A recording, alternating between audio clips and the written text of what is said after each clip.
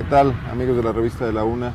Nos venimos a platicar aquí en una locación en Salamanca, interceptándolo en su gira por Guanajuato con Carlos Navarrete, dirigente en la búsqueda de la dirigencia del PRD. En eso ando exactamente. Destacado militante, originario en Guanajuato, pero ya Carlos con un horizonte absolutamente nacional. Desde hace 17 años prácticamente que estoy en tareas nacionales, Arnoldo. No me olvido de mi tierra, pero en realidad, desde que era diputado federal la segunda ocasión, ya asumí tareas nacionales. Carlos, el tema de la elección de la próxima dirigencia del PRD yo creo que pasa a segundo término frente al tema de qué va a pasar, no con el PRD, sino con la izquierda en México en momentos centrales en los que vimos pues, prácticamente una desmovilización frente a causas históricas. Sobre todo me refiero a las reformas que se vivieron el año pasado, ¿no? Y una desmovilización me refiero en cuanto a que pues, lo que se esperaba como el gran hito donde la izquierda tendría que dar la gran batalla, no ocurrió así. Mira, Arnoldo, en realidad la izquierda tiene muchos años de un proceso de unidad, desde los años 80 del siglo pasado, que culminó con la creación del Partido de la Revolución Democrática en 1989. Y durante 24 o 25 años hemos unificado fuerzas al interior del PRD y con otros sectores. Pero el año pasado hubo una fractura de proporciones mayores. Un líder como Andrés Manuel López Obrador decidió dividir a la izquierda y formar su propio partido.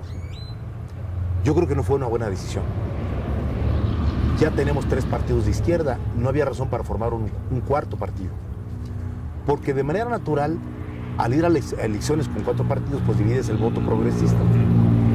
Yo no sé de qué tamaño va a ser el impacto de este partido nuevo, pero lo que sí sé es que en 2015 vamos a tener a 4 candidatos a diputados federales en cada distrito del país, buscando el mismo electorado.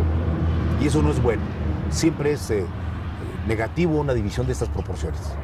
Ahora, yo que aspiro a ser presidente nacional del PRD, creo que el PRD es y seguirá siendo el partido más numeroso, más importante, más influyente de la izquierda mexicana. Ahora que recorro el país veo a sus cuadros políticos, a sus funcionarios, a sus gobernadores, a sus 340 alcaldes que dirigen municipios, a sus afiliados en cada municipio, y me doy cuenta que el PRD es un partido enraizado en la sociedad mexicana. Pero se nos vienen tiempos difíciles, sin duda alguna, en 2015. ¿Cómo valoras? Estás recorriendo el país, prácticamente más de la mitad ya, en búsqueda pues, de esta reconstrucción de un liderazgo de cara a 2015 por parte del PRD. ¿Cómo valoras en perspectiva lo que ocurrió en el Pacto por México? ¿Cómo le sirvió al PRD esto o cómo le afectó? Es pronto para hacer una evaluación de qué fue lo que logramos en imagen pública, en imagen electoral, el año pasado, Arnoldo. Lo que sí te puedo decir es que un conjunto de reformas que el PRD impulsó y respaldó en el Congreso son necesarias para México. Más allá de lo que le hayan beneficiado o afectado electoralmente al PRD. Y creo que ahí se concentra un primer planteamiento. El PRD debe ser un partido socialmente útil al país, aunque termine afectándole algunas cosas. Te pongo un ejemplo, la reforma educativa. México necesita una reforma educativa profunda. Ha habido muchas reacciones adversas, movilizaciones de maestros, pero en realidad necesitamos una reforma de esa naturaleza en México, la reforma en telecomunicaciones. Era necesario abrir las telecomunicaciones a la competencia y no lo podía hacer el PRI solo, el PAN no pudo en los 12 años que estuvo en el gobierno, y si nosotros llegáramos a la presidencia sin mayoría parlamentaria tampoco lo podríamos hacer. Hay reformas entonces que necesitan concretarse en el 2014 y 2015. Ahí están ya. Falta la reglamentación, que entre febrero y marzo de este año deberán salir en las cámaras de diputados y senadores, pero necesitamos que las reformas se lleven a los hechos. Yo quiero ver ya la licitación de la nueva cadena o cadenas de televisión nacional. Quiero ver la apertura de nuevas empresas para dar servicios de telecable, de telefonía rural, de internet. Quiero ver a Comisión Federal de Electricidad utilizando su red nacional de fibra óptica para llevar conexión a todos los rincones del país. Internet gratuito, otorgado por Comisión Federal. Eso está en la reforma de telecomunicaciones. Claro, no todas las reformas han sido buenas. La más polémica de ellas es la energética, que ha dividido prácticamente al país. ¿No preveían que eso podía pasar, Carlos? Sí, sí lo preveíamos, por eso el PRD nunca se comprometió a apoyar esa reforma. Y por eso el diferendo respecto a la reforma energética ha terminado con el Pacto por México. Queda un poco la sensación, y bueno, me voy a arriesgar a hacer una tesis más que hacerte una pregunta, de que el PRI actuó con un gran maquiavelismo histórico. O sea, atoró las reformas panistas, los hizo fracasar como gobierno, luego logra sumar a todas las oposiciones en torno a un proyecto de reforma, que lo que se vislumbra en el futuro es otro PRI de muchos años al frente del Poder Ejecutivo. Mira, puede ser un escenario posible, pero puedo plantearte una tesis diferente. Que Peña Nieto haya llegado a la conclusión de que no podía solo. Ya lo había intentado Fox y no lo pudo hacer. Lo intentó Felipe Calderón y no pudo. Peña Nieto no tiene mayoría en la Cámara de Senadores, no podía sacar las reformas. ¿Qué hizo? Acordar con la oposición de derecha y con la oposición de izquierda un conjunto de reformas. A la hora de la verdad, el PAN se hizo a un lado de la reforma sendaria y a nosotros nunca nos pudieron convencer de que respaldáramos la reforma energética, que es lo que nos tiene confrontados ahora con el gobierno de Peña Nieto. Ahora, ¿qué viene en el futuro? Viene que Peña Nieto dé resultados. No se le podrá decir al PRD que no hizo un esfuerzo extraordinario, incluso con costos políticos, para aprobar reformas fundamentales para México. Ahora necesitamos los resultados. Ahora, ¿no consideras, se prevé una modernización en muchos sentidos? El petróleo y los energéticos van a ser una locomotora muy importante, pero seguimos siendo un país con una gran masa de pobres, que ha venido creciendo en los últimos años. El único éxito posible podría ser que mucha gente saliera de la pobreza, no nada más que México proporcionara grandes negocios a empresas transnacionales. ¿Cómo podrán ustedes estar vigilando y supervisando que, por ejemplo, los saldos de la reforma energética no nos metan a la dinámica de un país que volvió a enriquecer a élites extranjeras y dejó a sus grandes mayorías en las mismas, ¿no? Ese es el gran reto que tenemos como partido en los siguientes 2 o 3 años. El éxito de México debe medirse porque haya crecimiento económico, evidentemente, porque nos acerquemos a la creación de empleos cercanos al 1.000.000 de empleos al año, porque haya una reactivación de la economía, porque los comerciantes vendan, porque los industriales produzcan, porque la gente compre, porque se paguen impuestos. Pero no basta eso. Hay que ver también con el sector de la población más marginada y que, pese a todas las políticas hasta ahora, no se ha podido salir de la pobreza ni se les ha dado oportunidades para superarse. Estamos ya en cruzadas contra el hambre. Es de ese tamaño nuestro rezago, evidentemente. El éxito del gobierno de Peña Nieto va a verse en la reducción de la pobreza en el país en términos reales. El presidente Lula disminuyó la pobreza en Brasil. La izquierda chilena, ahora que ha gobernado, ahora regresa Bachelet, ha disminuido la pobreza. En Uruguay también. Donde la izquierda ha gobernado, el elemento principal para demostrar que sus políticas funcionan es disminuir el número de pobres, darles acceso a la educación, a servicios, a vivienda. En México tenemos que tener una medición igual. Ahora, el papel del PRD. Yo creo que el PRD es la principal oposición de izquierda a este gobierno de Peña Nieto. Puede ver que haya una oposición mucho más vociferante. Lo digo con claridad.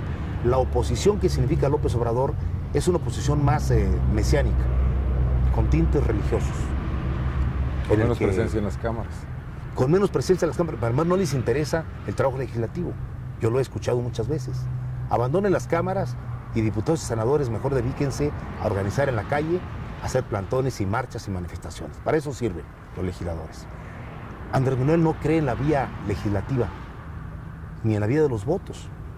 Por eso resulta un sinsentido que termine saliéndose del PRD para formar un partido político que va a ir a pedir votos a la sociedad para llevar legisladores que después quiera sacar del Congreso para que vaya a las calles. Ese es el sinsentido. Pero bueno, es la ruta de ellos. El PRD tiene que convertirse en un partido oposición de izquierda, exigiéndole resultados al presidente Peña Nieto. Las reformas educativas, de telecomunicaciones, la fiscal, tienen que demostrar su justeza en los hechos. Y una cosa, la política social que el Pacto por México aprobó tiene que demostrarse. No La obstante que el portabilidad. pacto desaparezca. No importa, para eso se hicieron las reformas. Por ejemplo, ya se quedó en el tintero el tema de la transparencia, el tema de la lucha contra la corrupción, el tema de la equidad en los medios de comunicación. Déjame decirte que el tema que acabas de tocar es un tema fundamental. Yo tengo para mí que en los genes del PRI está el tema de la corrupción. No solamente del PRI, otros partidos que han gobernado también se han contaminado de lo mismo, pero en el PRI particularmente tiene una propensión a eso.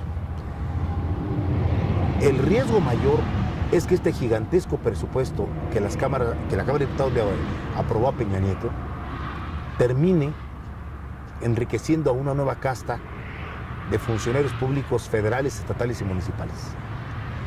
Que el hoyo de la corrupción sea mucho más grande. Que cada obrita u obra grande que hagan vaya con el 10, con el 15, con el 20% de comisión. Que salga otra nueva camada de ricos como ocurrió durante muchos años. O cosas más graves, los negocios energéticos. Bueno, por eso en el tema energético el tema todavía no culmina. Apenas se está empezando. Por cierto, déjame decirte, la diferencia del resto de las izquierdas con el PRD es que nosotros hemos decidido transitar por la vía constitucional para frenar la reforma constitucional. ¿Por qué es así? Porque el artículo 35 de la Constitución nos permite, recién reformado por cierto, en temas de trascendencia nacional, dice la Constitución, si se cumplen ciertos requisitos, que se consulte a la población en urnas si respalda o rechaza una medida legislativa tomada. Como el petróleo es patrimonio nacional y riqueza nacional, debiera ser motivo de una consulta popular, una consulta a los electores. Que sea la gente quien decide en las urnas si respalda la reforma o la rechaza. Y ese camino hemos decidido. Por cierto, a propuesta del ingeniero Cuauhtémoc Cárdenas, vamos a ir a convocar a la población en 2015 para que al mismo tiempo que elijan diputados federales, elijan el sí o el no en una boleta respecto a la reforma energética. Para poderlo revertir, ¿crees que sea posible? Sí, creo que es posible. Faltan dos cosas. En diciembre del 2013, la Cámara de Diputados aprobó la Ley de Consulta Popular, que es la ley reglamentaria del artículo 35 constitucional. Pasó al Senado. En el Senado se aprobó en comisiones, se enlistó en el orden del día de la última sesión del Senado y no alcanzaron a aprobarla en el último día de sesiones. El reglamento del Senado dice que la primera sesión del nuevo periodo deberá agotarse al orden del día de la sesión pasada. Por lo tanto, en febrero tendría que retomarse. Teniendo ley, ya tenemos ley reglamentaria. Y entonces el reto sería reunir alrededor de 1.680.000 firmas de mexicanos con requisitos muy estrictos que soliciten formalmente la consulta popular. Es el 2% del padrón. Y si eso ocurre, no es opcional para el gobierno aceptarlo o no. Es obligatorio, está vinculado, es vinculante. Por lo tanto, nuestra apuesta es a movilizar a la sociedad mexicana, a lograr no 1.680.000, sino 2 millones o 2,5 millones de firmas de aquí a septiembre de este año, porque en octubre empieza el proceso electoral. Carlos, en el tema concreto ya de la próxima elección del PRD, ¿qué está en juego? ¿Qué representa Marcelo Ebrard? ¿Qué representa Carlos Navarrete? Mira, yo no voy a entrar en una discusión sobre el rumbo del partido con mis compañeros que contienden conmigo, porque esencialmente queremos lo mismo. ¿Qué queremos? Un partido activo, un partido bien organizado, un partido que se ponga de pie desde abajo, desde los municipios, desde los estados, un partido con mayor autonomía, un partido que sea oposición de izquierda inteligente, viable, frente al gobierno de Peña Nieto. Una izquierda del siglo XXI. Una izquierda del siglo XXI, no una izquierda del siglo XIX ni del siglo XX, una izquierda del siglo XXI. Lo he escuchado a Marcelo y quiere eso, Carlos Sotelo también y yo también. No veo mayores diferencias, por eso estamos todos en el PRD. Quizá los estilos y las trayectorias sean lo que determine el resultado. Yo conozco bien al PRD, el PRD me conoce bien por mi trayectoria. Después de 25 años de militancia en el PRD, creo que he madurado, he aprendido, he desarrollado mis capacidades y estoy en condiciones de poder convocar al conjunto del PRD, a sus liderazgos, a sus dirigentes, a sus bases militantes, a una nueva etapa. No digo que vaya a ser fácil, Arnoldo. El panorama 2015 es complicado para la izquierda. Y de como nos vaya en el 15 se va a prefigurar el camino de la izquierda rumbo al 2018. 4 partidos son demasiados en un proceso electoral. Y eso puede tender a la pulverización de la votación de la izquierda. Pero esencialmente creo que puedo dirigir al PRD como un partido que actúe con energía frente al gobierno de Peña Nieto, sin que esto signifique un partido marginal, un partido contestatario, un partido que diga no a todo, sino un partido con alternativa de gobierno, con buenos gobiernos estatales, con buenos gobiernos municipales, vigilante de las acciones del gobierno, respaldando decisiones que el país necesita y exigiendo claridad en el manejo de los recursos públicos. Lo que me dices no tendría que ser una elección traumática como otras en el pasado. La del 2000... No, la de ustedes, la interna. Bueno, sí tengo preocupaciones, por eso hoy en Guanajuato les pedí a mis compañeros del PRD, en primer lugar, cuidemos el proceso. Que no nos vaya a ocurrir que en mayo tengamos un problema grave interno que nos tome todo el segundo semestre en tratar de arreglarlo. Yo seré el primero y estoy convocando ya a todo el PRD en el país a que hagamos un acuerdo de cuidar el proceso electoral. Que cada quien vaya a las urnas, presente sus candidatos, respetemos los resultados, tengamos un proceso limpio, sin impugnaciones y quien gane nos pongamos a trabajar inmediatamente. Yo confío en lograr la mayoría del Consejo Nacional. El Consejo Nacional va a tener 430, 440 consejeros que van a elegir alrededor de 1 millón de perredistas en el país. Y creo que con ellos podré armar un plan de trabajo hacia la elección de 2015 y perfilar el 2018 desde el 2015 con lo mejor que tiene el PRD, sus activos políticos, su base militante y sobre todo reencontrarnos con los millones de electores que nos han dado su voto durante muchos años. Carlos, sé que si logras llegar a la dirigencia del PRD, tu panorama y la problemática que enfrentarás será nacional. Sí. Pero el viejo tema de implantar mejor a la izquierda en Guanajuato, un territorio que ya ha padecido mucho con la hegemonía de fuerzas de derecha, ¿será una de tus prioridades? Mira, te tendría que decir que sí, pero también te tengo que decir una realidad. He estudiado qué pasa en países como Francia, como España, como Italia, como Chile, como Brasil, y me encuentro que la inserción de la izquierda siempre es diferenciada. Por regiones. Por regiones. El sur en Italia es de izquierda, el norte es de derecha. Hay regiones del sur de España que son de izquierda, del norte son de derecha, por cierto. No es muy diferente en México, ¿eh? El sur sureste muy de izquierda, el norte más de centro derecha. Y en el centro, sus raíces, su historia, su cultura, su tradición, muchas razones sociológicas configuran un escenario social y político como el que tenemos. Ahora, esto no quiere decir que me autoderrote de antemano. Me parece que en Guanajuato mi partido tiene la necesidad de una transformación importante, empezando por abrir las puertas del PRD. Creo que hay una nueva generación de guanajuatenses que no les dice nada lo que hicimos hace 25 años, que necesitan nuevo lenguaje, nuevos rostros, nuevas propuestas, nuevos liderazgos que no encuentran en el PRD actualmente y que necesitamos abrir la puerta para que vengan hacia nosotros ese tipo de personas. Yo espero convencer a mis compañeros del PRD de Guanajuato de que empecemos en 2015. Abramos todas las candidaturas a personajes de la sociedad, hagamos un esfuerzo por vincularnos con la gente de otra manera. Estamos en los tiempos de las redes sociales, de la comunicación por internet del siglo XXI y al mismo tiempo llamemos a los miles de perredistas, son alrededor de 45,000 perredistas que están afiliados al partido en Guanajuato. Hay que llamarlos para que nos ayuden en los municipios. Es un gran trabajo. Aquí me verás seguramente después de junio recorriendo el estado en reuniones de trabajo con los consejeros y desde luego hablando con la sociedad de Guanajuato, que es lo más importante. Carlos, estamos atentos a lo Muchas que gracias, pasa. Arnoldo. Te lo agradezco mucho. A ti por darnos tiempo en esta gira, pues apretadísima. Me voy a Valle de Santiago y luego a Cámbaro el mismo día de hoy. Carlos Navarrete, a quien le agradecemos mucho que nos haya concedido este espacio. Voy a una pausa, regresamos.